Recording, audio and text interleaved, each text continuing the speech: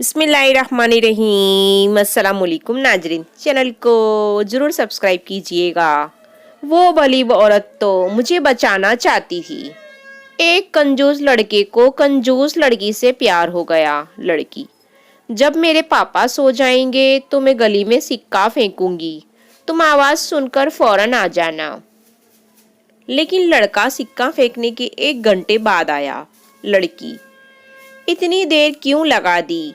लड़का: वो मैं सिक्का ढूंढ रहा था।